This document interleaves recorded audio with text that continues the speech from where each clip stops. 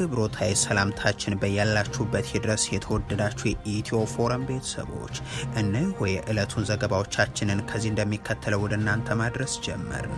አበይት ነጥቦቹን በቅድሚያ ራሳችንን እያጠፋን ነው ሲሉ ፊልድ ማርሻል ብርሃኑ ጁላ ተናገሩ። ባጫ ደበሌ በበኩላቸው የሸፈቱትን በጠመንጃ እናናግራቸዋለን፣ ቀበሌ ነጻ ሳይወጣ ሀገር ነጻ አይወጣም ብለዋል። በቀዳሚነት የምንመለከተው ጉዳይ ይሆናል። በአማራ ክልል የሚደረጉት ውጊያዎች ቀጥሏል። ምክትል ፕሬዝዳንቱ ፋኖ ህዝብ ውስጥ ነው ብለዋል። ከሰሞኑ እጅ የሰጡት ማስረሻ ሰጤ የተባሉት ሰው ደግሞም ለብልጽግና እጅ የሰጡት ለአሰብ ሊሞቱ ጭምር ስለመሆኑ አሳውቋል። ታደምጡታላችሁ። በትግራይ ክልል የተፈጸመው የጅምላ እገዳ ፖለቲካዊ ነው ተባለ። ተቋሙ በ10 ሺዎች ለሚቆጠሩ ሰራተኞች ማህበራዊ ቀውስን ያስከትላል ሲልም አስጠንቅቋል። የምንመለከተው ሌላኛው ጉዳይ ይሆናል። የአቶ ሽመልስ አብዲሳ አስተዳደር በከፈተው ተኩስ ልውውጥ የራሱን ሰራተኞችን አቆሰለም። ከቀናት በፊት የክልሉ የፍትህ ተቋም አንድ ባልደረባ ታግተው መገደላቸው የሚታወስ ነው። ተጨማሪ አለን። አሜሪካ ያስተዋወቀችው የብሔራዊ ደህንነት ፖሊሲዋ እያነጋገረ ነው። ይህ ስትራቴጂክ ፖሊሷም እንደ ኢትዮጵያ ባሉ ሀገራት መጠነኛ ለውጥን ያሳየ ነውም ተብሎለታል። ሰሙታላችሁ። በአዲስ አበባ የናፍጣ ነዳጅ እጥረት መከሰቱ ተሰምቷል። የክልሉ ብልጽግና ባለስልጣናት ደግሞ ነዳጁ ውሃችን ውስጥ እየገባ እየበከለው ነው ሲሉ ተናግሯል። ሌላኛው መረጃችን ነው። ሩሲያ በዩክሬን ላይ ከባድ የተባለለት የሚሳኤልና የድሮን ጥቃት መፈጸሟ ተሰማም። ለዚህም 653 ድሮንና 51 ሚሳኤሎችን ተጠቅማለች ተብሏል። የተወደዳችሁ የኢትዮ ፎረም ቤተሰቦች አብራችሁን ስትቆዩ እነዚህንና ሌሎችንም መረጃዎችን ትሰማላችሁ። ሰናይ ቆይታ ይሆንላችሁ።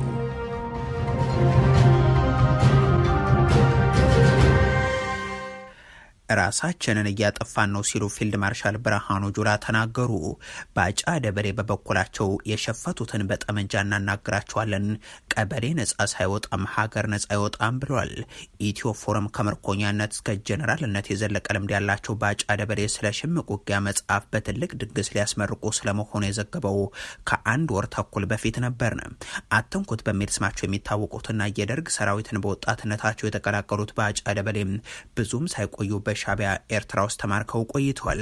ከዛ በኋላም በኦህዴድ ውስጥ ቆይተውም በመቀጠልም የኦህዴድ መስራች በመሆን ኢህአዴግ ውስጥ ገብተው በቀደመው ጊዜ በወታደርነት ሲያገለግሉት የነበረውን መንግስትም ወግተዋል። በኢህአዴግ ዘመንም በብሔር ተዋጽኦ በታደለው ወታደራዊ ማዕረግ እስከ ሌትናንት ጀነራል ደርሰው ጡረታ የወጡ ቢሆንም ሚሊዮኖች እንዲያልቁ በተደረገበት ጦርነት ላይ እንዲሳተፉ ከአብይ የተደረገላቸውን ጥሪ ተቀብለው ተግብሯል። ከአንድ ዓመት በኋላ የሙሉ ጀነራልነት ማዕረግ ተሰጥቷቸው ይኸው ወታደራዊ ማዕረግ ከተሰጣቸው ከ17 ቀናት በኋላ ደግሞ አምባሳደር ተደርገው ወደ ኬንያ ተልከዋል። እንዲህ ያለ የህይወት ልምድ ያላቸው ባጫ አሁን ሀገሪቱን የሽምቅ ተዋጊዎች ምድር ካደረገው የኦህዴድ ብልጽግና ገዢ ልሂቃን መካከል አንዱም ናቸው። በኒህ ሰው ድግስ ላይ ዛሬ የተገኙት ፊልድ ማርሻል ብርሃኑ ጁላም ታሪካዊ ጠላቶቻችን ያሏቸውን አካላት ከጀርባችን ላይ ሊወርዱ አልቻሉም እያሉ አማረዋል። እኛም ራሳችንን እያጠፋን ነው፣ የመሳሪያ አቅማችንን ሲመለከቱ ጠላቶቻችን በሽምቅ እያጠቁን ነው ሲሉም አክሏል። ታሪካዊ ጠላት ከጀርባችን ሊወርድ በፍጹም አልቻለም። ይሄን እኛንን የምንፈጥረው ይሄ የኛ ጥያቄ ነው። የኛ ጥያቄ ከአባቶቻችን፣ ከጳጳሶቻችን፣ ከሼኮቻችን፣ ከሀጃጂዎቻችን በላይ ነው አይደለም። ራሳችንን በራሳችን እያጠፋን ነው። ትናንት ሲያገለግሏቸውና ሲላላኳቸው የነበሩትን እነ ሻቢያን ሲወቅሱ ውለዋል። ፊልድ ማርሻል ብርሃኑ ጁላም ባጫ ደበሌ በበኩላቸው ስለ ቀበሌን መቆጣጠር ነው የተናገሩት። የሸፈተው እጅስጥ ካልሰጠ ደግሞ በጦር መሳሪያ እናናግረዋለን በማለት ሲዝቱም ተደምጧል። እንቅፋት በዛብን እያሉ ባጫም እንደ ቀድሞ አለቆቻቸው ካማረሩ በኋላም በብልጽግናው ዘመን አይተው የማያውቁት ነገር እንደተመለከቱ አቀርበዋል። ጠላት በዋነኛነት መደበቂያው የስንቅ ምንጩ፣ የሰው ኃይል ምንጩ፣ የኢንፎርሜሽን ምንጩ ጠቅላላ ህዝብ ነው። የሸፈቱ ልጆችን ማስገባት ነው። የሸፈቱ ልጆችን ማያገቡ ከሆነ ግልጽ ነገር ነው። በጠመንጃ ነው የሚዋጉት፣ በጠመንጃ ነው መልስ የሚሰጣቸው። የማንሰራራት ወቅት ላይ ነው ያለነው። ብዙ ነገሮችን አይተናል። አይተንም ማናቀውን ነገር ነው ያየነው። በጠመንጃ የመጡትን በጠመንጃ እንመልሳለን ያሉበት ንግግር እንደተጠበቀ ሆኖ በዚህ ዘመን ያላየነው ነገር የለም ያሉት ግን በእርግጥም ልክ ያደርጋቸዋል። ባጫ 100 ሺዎችን ባስገደሉበት የእርስ በርስ ጦርነት ወቅት እንዳዩት ያለም አይተው በማያውቁበት ሁኔታም ጄኔራል ተደርገው ተሹሟል። በሁለት ሳምንቱ ደግሞ ዲፕሎማትነትን አግኝተዋል። ከሳቸው በተቃራኒ ኢትዮጵያውያን ደግሞ አይተው በማያውቁት ሁኔታ ሚሊዮኖች ሲገደሉ ለዛውም እየተቃጠሉና ወደ ገደል እየተጨመሩ ተመልክተዋልና ባጫ ደበሌና ኢትዮጵያውያን በብልጽግናው ዘመን በተቃራኒ መንገድም ቢሆን አይቶት የማያውቁትን ነገር ተመልክተዋል። የሆነው ሆኖ ባጫ ደበሌ ጻፍኩት ያሉትን መጽሐፍ ጄኔራል አለምሸት ደግፌ፣ የወልቃይት ሸማቂው ዳኛቸው አሰፋና ዛዲግ አብርሃ ሻረው ተንትነውላቸዋል። በአማራ ክልል የሚደረጉት ውጊያዎች ቀጥሏል። ምክትል ፕሬዚደንቱ ፋኖ ህዝቡ ውስጥ ነው ብለዋል። ከሰሞኑ እጅ የሰጡት ማስረሻ ሰጥ የተባሉት ሰው ደግሞ ለብልጽግና እጅ የሰጡት ለአሰብ ሊሞቱ ጭምር እንደሆነ አሳውቋል። አንድ ባልደረባቸውን ይዘው በወሎ ቀጠና እጅ የሰጡት እኒህ የቀድሞ የፋኖ አመራር ከሰሞኑ ስምምነት ፈረሙ የሚለው ጉዳይ መነጋገሪያ እንደነበር የሚታወስ ነው። አገዛዙ ደጋግሞ በልሳኖቹ በኩል እያወጣም የፕሮፓጋንዳ መጠቀሚያ እያደረጋቸውም ቀጥሏል። እኒህ በዳንኤል ክብረት ገለጻ ጃውሳ ወይንም ደግሞ በብልጽግናው ማብራሪያም ጽንፈኛ የሆኑት ግለሰብ ለአማራ ህዝብ ሊሞቱ ጫካ መግባታቸውን ገልጸው የሚያውቁ ሲሆን አሁን ደግሞ ወደ ኤርትራ ለሚደረገው የአሰብ ዘመቻ ሊሞቱ ጭምር መዘጋጀታቸውን ተናግረው የተልእኮ ለውጥ አድርገው ተከስተዋል። በጋራ የምንፈልገው በጋራ የምንታገልለትና የምንሞትለት አጀንዳ መሆኑን በዚህ አጋጣሚ ማስገንዘብ ፈልጋለሁ። የአሰብ ጉዳይ፣ የወደብ ጉዳይ በግልጽ በንቀት የሄደ በመሆኑና ምንም አይነት ሌጂቲሜሲ የሌለው ህጋዊ ቅቡልነት የሌለው በመሆኑ በዚህ ጉዳይ ላይ ከመንግስት ጋር አብረን የምንሰራ አብረን የምንታገልበት የሀገራችን ጥቅምም መሆኑን እንዲታወቅልን እንፈልጋለን። እኒህ ሰው በአማራ ክልል ያለውን ቀውስ በተመለከተ አደረኩት ያሉትን የተናጠል ስምምነትን ከዘረዘሩ በኋላም ቀጥሎ ያቀረቡት ጉዳይ ደግሞ እንደ ፊልድ ማርሻል ብርሃኑ ጁላ ሁሉ ህወሓትን እብሪት ላይ ያለ በማለት ነው። በሰሜን ኢትዮጵያ ኃይሎች መካከል ሊፈጠር የሚችል መቀራረብና ጥምረትን አስቀድመውም እንደሚቃወሙ ሲገልጹ የሚታወሱት እኒህ ግለሰብ የትግራይ የጦር መኮንኖችንም እየረበሹ ነው ብለዋቸዋል። እርሳቸው የደቡብ ወሎ የከላላይ ጦር ምርኮኛ ሆነው ለዛውም በቀድሞ የህወሓት ያደግ ምርኮኞችም ተማርከው ነው ይህንን የተናገሩት። የህወሓት እብሪትም በተመሳሳይ የሻዕቢያን ፍላጎት ለማስደሰት ካልሆነ በስተቀር የጦር መኮንኖች የነበሩ እና የተለያዩ ሀገራት ወኪሎች ይኖራሉ። ኢትዮጵያ እንድታድግ ኢትዮጵያ የማይፈልጉ እንድትለማ የማይፈልጉ ያንን አጀንዳ ይዘው ትግራይ ክልልን እያተራመሱ ይገኛል። ሌላኛው የብልጽግና የአማራ ክልል ሹም ምክትል ፕሬዚደንቱ አብዱ ሁሴን ደግሞም ህዝቡ ከፋኖ እንዲለይላቸው ሲማጸኑ ተሰምቷል። ፋኖነት የአማራ ህዝብ መገለጫ ነው የሚሉት የብልጽግናው ሹማምንት በክልሉ ወደ ጫካ የገቡትን ወጣቶችን ግን ከዚህ በመለየት በተለየ ቋንቋ ሲገልጿቸውና ጽንፈኛ ዘራፊ ሲሏቸው ይሰማሉ። አሁን ደግሞ የክልሉ ምክትል ርዕሰ መስተዳድር አብዱ ሁሴን ህዝቡ ከፋኖና ፋኖነት እንዲነጠል ሲጠይቁ ተሰምቷል። ክብር ያወራችሁትን ፋኖ ውስጣችን አለ የሚለውም እኛ ጋር ስላለነው ጫካ ነው ያላችሁ ልክ ራሳችሁን በዚህ ልክ ማግባታችሁ እናቀርባችኋለን። ግን አሁንም ከውስጣችሁ በክልሉ እጅ ስጡ ከፋኖ ውጡ የሚለው የብልጽግና ቅስቀሳ በቀጠለበት ተመሳሳይ ወቅት የሚደረጉ ውጊያዎች ግን አሁንም መቆሚያ ያገኙም አልሆኑም። በደቡብ ጎንደር ዞን ጋይንት ዛጎች ተብሎ በሚጠራውና አገዛዙ ከሳምንታት በፊት የድሮን ድብደባ በፈጸመበት ስፍራ ከትናንት ጀምሮ የተከፈተው ውጊያ አንደኛው አብነት ነው። ሌላኛው ደግሞ ከሰሞኑ እጅ ሰጡ የተባሉት የፋኖ አመራሮች የነበሩበት አካባቢ የከላላና ደገር የደቡብ ወሎ ቀጠና ሲሆን በዚህ ስፍራም የተፈጸመው ተከታታይ የከባድ መሳሪያ ድብደባን ተከትሎ የደን ቃጠሎ መከሰቱ ታውቋል። ይህ የሆነው ደግሞ ዳንጓ ተራራ ተብሎ በሚጠራው አካባቢ ነው። እንዲህ ያለው ነገር በደረሰ የአርሶ አደሩ ሰብልና የገበሬ መኖሪያ ቤቶች ላይም ደጋግሞ እያጋጠመ ያለ ሲሆን በጎጃም ቀጠናም ጎንጅ ቆለላ ዜጋንስ በተባለ ስፍራ ላይ የሆነውም ለዚህ ተጨማሪ አብነት ነው።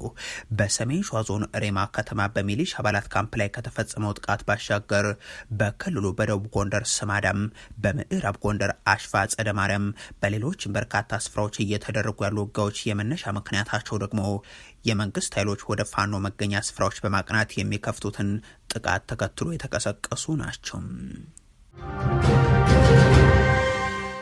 በትግራይ ክልል የተፈጸመው የጅምላ እገዳ ፖለቲካዊ ነው ተባለም።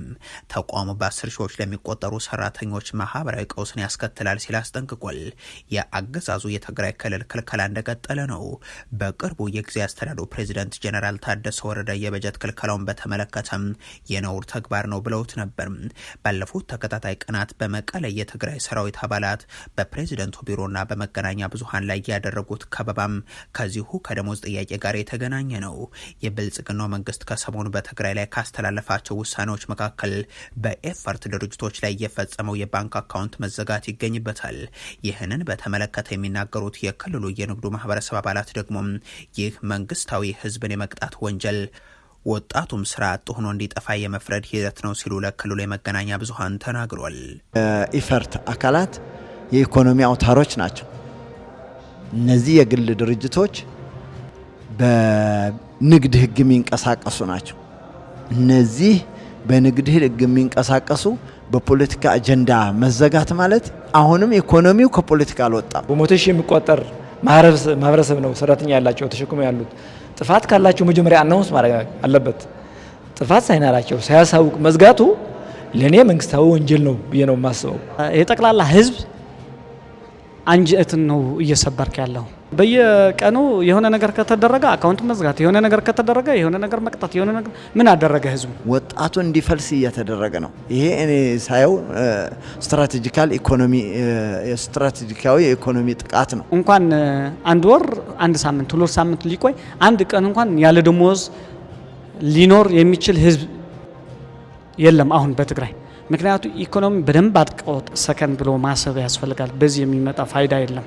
ይሄ እንደ ሀገር ሌላ ጥላቻ ነው እየፈጠረ ያለ እንጂ መረጋጋትና ሰላም እየፈጠረ አይደለም። ከዚህ ጋር በተያያዘ የትግራይ መልሶ ማቋቋም ኢንዶመንት ፈንድ ወይም ኤፈርት እየተባለ የሚጠራው ድርጅት ንብረት የሆኑ ኩባንያዎች የባንክ ሂሳቦች ያለምንም የፋይናንስ ምርመራ በጅምላ መታገዳቸው ህገወጥ ነው ሲሉ አጉዟል።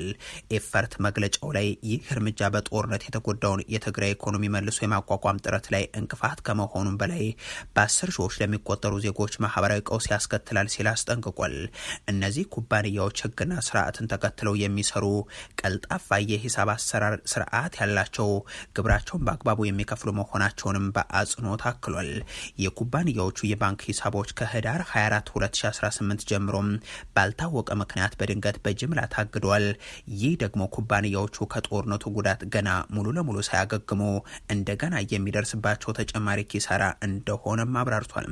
የቦርዱ ኃላፊዎቹ ይህ የጅምላ እገዳ የፋይናንስ ምርመራ ሳይደረግ መወሰኑ ህገወጥ ከመሆኑ በላይ በኩባንያዎች ላይ ለሚተማመኑ በ10 ሺዎች የሚቆጠሩ ሰራተኞች ህይወት ላይ ቀጥተኛ ተጽዕኖን የሚፈጥር ነው ብለዋል። የአቶ ሽመልስ አብዲሳ አስተዳደር በከፈተው ተኩስ የራሱን ሰራተኛ ቆሰለም። ከቀናት በፊት የክልሉ የፍትህ ተቋም አንድ ባልደረባ ታግተው መገደላቸው የሚታወስ ነው። ከ10 ቀናት በፊት ወደ ምስራቅ ወለጋ ዞን ለስራ ሲጓዙ የነበሩ የክልሉ ጠቅላይ አቃቢያነ ህግ የሆኑ ሰዎች መታገታቸውና ከነዚህ ውስጥ ደግሞ የኦሮሚያ ጠቅላይ ፍርድ ቤት ከፍተኛ አቃቢ ህግ ነገሰ ከበደም ታግተው ከተወሰዱ በኋላ አሰቃቂ በሆነ ሁኔታ መገደላቸውን መዘገባችን የሚታወስ ነው።